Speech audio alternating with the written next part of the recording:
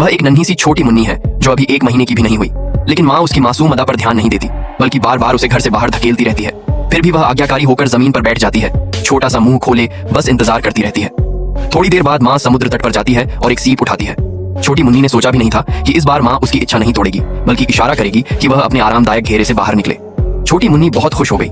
हालांकि दरवाजे से बाहर निकलते ही वह धड़ाम से गिर पड़ी, लेकिन उसने कोई परवाह नहीं की। रेत झाड़ते ही वह फिर से माँ की ओर दौड़ पड़ी। यह उसके लिए एक बिल्कुल नया संसार था। सबको लगा था कि छोटी मुन्नी कुछ बदलेगी, लेकिन वह अब भी इंतजार में थी। इस बार माँ ने उसे बिगाड़ा नहीं, बल्कि उसे धक्का देकर एक ओर कर दिया और शिकार करना सिखाना शुरू किया। छोटी मुन्नी बहुत समझदार थी। जैसे तैसे उसने एक सीप ढूंढ लिया।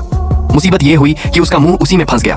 काफी मशक्कत के बाद जब उसने यह झंझट सुलझाया, तब तक देखा कि बाकी साथी तो आगे बढ़ चुके हैं। किसी ने सोचा भी नहीं था कि इतने खतरनाक मौके पर छोटी मुन्नी एक झाग के गुब्बार से ही मोहित हो जाएगी। बहुत जल्द ही वह प्रचंड लहरों में डूब गई। छोटी मुन्नी को लगा कि माँ उसकी दुखद हालत पर तरस खाएगी, लेकिन माँ ने इसे जैसे कुछ देखा ही नहीं। जल्द ही छोटी मुन्नी का पेट गड़गड़ाने लगा। उसे अब खुद ही अपना भोजन ढूंढना था। वही समुद्र तट पर एक सीप देखती है, लेकिन जैसे ही पास पहुंचती है, भयंकर लहरें उसकी ओर गरजती हुई आती है। तभी उसके पैरों के नीचे से एक केकड़ा उसे बाहर खींच लेता है और इस तरह उसे अपना पहला दोस्त मिल जाता है, छोटा केकड़ा। दोनों की यह दोस्ती भी कुछ टकराव से ही शुरू हुई पहचान जैसी थी।